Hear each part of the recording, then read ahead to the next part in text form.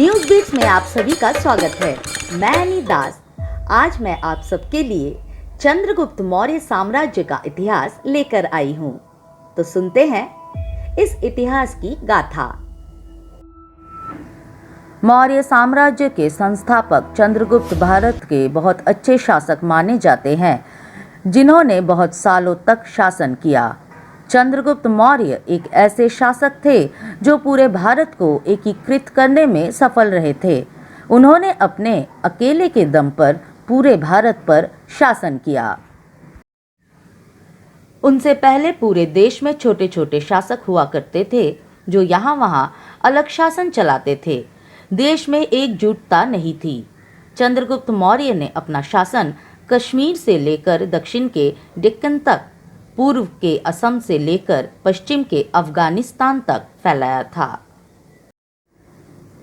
भारत देश के अलावा चंद्रगुप्त मौर्य आसपास के देशों में भी शासन किया करते थे। चंद्रगुप्त मौर्य के बचपन के बारे में कोई ज्यादा नहीं जानता है। कहा जाता है कि वे मगध के वंशज थे। चंद्रगुप्त मौर्य जवानी से ही तेज बुद्धिमान थे। उनमें सफल सच्चे शासक की पूरी गुणवत्ता थी, जो चाणक्य ने पहचानी और उन्हें राजनीति व सामाजिक शिक्षा दी। चंद्रगुप्त मौर्य के परिवार की कहीं बहुत सही जानकारी नहीं मिलती है। कहा जाता है कि वे राजा नंदा व उनकी पत्नी मुरा के बेटे थे। कुछ लोग कहते हैं कि वे मौर्य शासक के परिवार के थे, जो क्षत्रिय थे। कहते हैं चंद्रगुप्त मौर्य के दादा के 2 पत्नियां थीं। एक से उन्हें 9 बेटे थे, जिन्हें नवनादास कहते हैं। दूसरी पत्नी से उन्हें चंद्रगुप्त मौर्य के पिता बस वही थे, जिन्हें नंदा कहते हैं। नवनादास अपने सौतेले भाई से जलते थे, जिसके चलते वे नंदा को मारने की कोशिश करते थे। नंदा के चंद्रगुप्त मौर्य मिलाकर 100 पुत्र थे, जिन्हें नवनादास मार डालते हैं। बस चंद्रगुप्त मौर्य किसी तरह बच जाते हैं और मगध के साम्राज्य में रहने लगते हैं। यहीं पर उनकी मुलाकात चाणक्य से हुई। इसके बाद उनका जीवन बदल गया। चाणक्य ने उनके गुणों को पहचाना और तक्षशिला विद्यालय में ले गए, जहां वे पढ़ाया करते थे। चाणक्य ने चंद्रगुप्त मौर्य को अपने अनुसार सही शिक्षा दी। उन्हें ज्ञानी, बुद्धिमानी, समझदार महापुरुष बनाया। उन्होंने एक शासक के सारे गुण सिखाए। चंद्रगुप्त मौर्य की पहली पत्नी दुर्धरा थी, जिनसे उन्हें बिंदुसार नाम का बेटा हुआ। इसके अलावा दूसरी पत्नी देवी हेलना थी, जिनसे उन्हें जस्टिन नाम का पुत्र हुआ। कहते हैं चंद्रगुप्त मौर्य की दुश्मन से रक्षा करने के लिए आचार्य चाणक्य उनके खाने में रोज थोड़ा थोड़ा जहर मिलाकर देते थे, जिससे उनके शरीर में प्रतिरोधक क्षमता आ जाए और उनके शत्रु उन्हें किसी तरह का जहर न दे पाए। यह खाना चंद्रगुप्त अपनी पत्नी दुर्धरा से बांटते थे, लेकिन एक दिन उनके शत्रु ने वही जहर ज्यादा मात्रा में उनके खाने में मिला दिया था। उस समय उनकी पत्नी गर्भवती थी। दुर्धरा इसे सहन नहीं कर पाई और मर जाती है, लेकिन चाणक्य समय पर पहुंचकर उनके बेटे को बचा लेते हैं। बिंदुसार को आज भी उनके बेटे अशोका के लिए याद किया जाता है, जो एक महान राजा था। मौर्य साम्राज्य खड़े होने का पूरा श्रेय चाणक्य को जाता है। चाणक्य ने चंद्रगुप्त मौर्य से वादा किया था कि वे उसे उसका हक दिलाकर ही रहेंगे। उसे नवदास की राजगद्दी पर बिठाएंगे। चाणक्य जब तक्षशिला में शिक्षक थे, तब अलेक्जेंडर भारत में हमला करने की तैयारी में था। उस वक्त तक्षशिला के राजा एवं गंधारा दोनों ने अलेक्जेंडर के सामने घुटने टेक दिए। चाणक्य ने देश के अलग अलग राजाओं से मदद मांगी। पंजाब के राजा पर्वतेश्वर ने अलेक्जेंडर को युद्ध के लिए ललकारा, परंतु पंजाब के राजा को हार का सामना करना पड़ा। जिसके बाद चाणक्य ने धनानंद नंदा साम्राज्य के शासक से मदद मांगी, लेकिन उन्होंने मना कर दिया।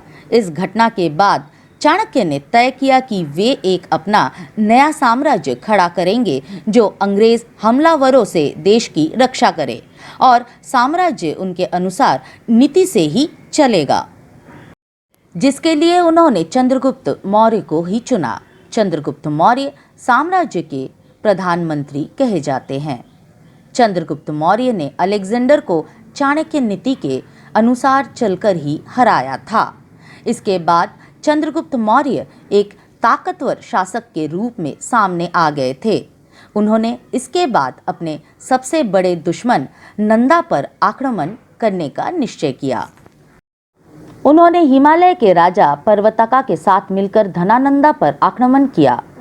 321 ईसा पूर्व में कुसुमपुर में ये लड़ाई हुई जो कई दिनों तक चली और अंत में चंद्रगुप्त मौर्य को विजय प्राप्त हुई और उत्तर का ये सबसे मजबूत मौर्य साम्राज्य बन गया। इसके बाद चंद्रगुप्त मौर्य ने उत्तर से दक्षिण की ओर अपना रुख किया और बंगाल की खाड़ी से अरब सागर तक राज्य फैलाने में लगे रहे। विंध्य को डेक्कन से जोड़ने का सपना चंद्रगुप्त मौर्य ने सच करके दिखाया। दक्षिण का अधिकतर भाग मौर्य साम्राज्य के अंतर्गत आ जाता था। इस तरह से हम देख सकते हैं कि चंद्रगुप्त के समय में शासन व्यवस्था के सूत्र अत्यंत सुदृढ़ थे। 305 ईसा पूर्व में चंद्रगुप्त मौर्य ने पूर्वी पर्शिया में अपना साम्राज्य फैलाना चाहा।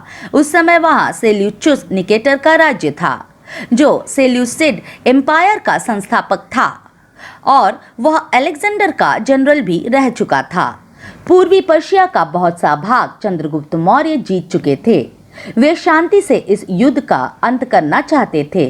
अंत में उन्होंने वहां के राजा से समझौता कर लिया और चंद्रगुप्त मौर्य के हाथों में सारा साम्राज्य आ गया। इसी के साथ निकेटर ने अपनी बेटी की शादी भी चंद्रगुप्त मौर्य से कर दी।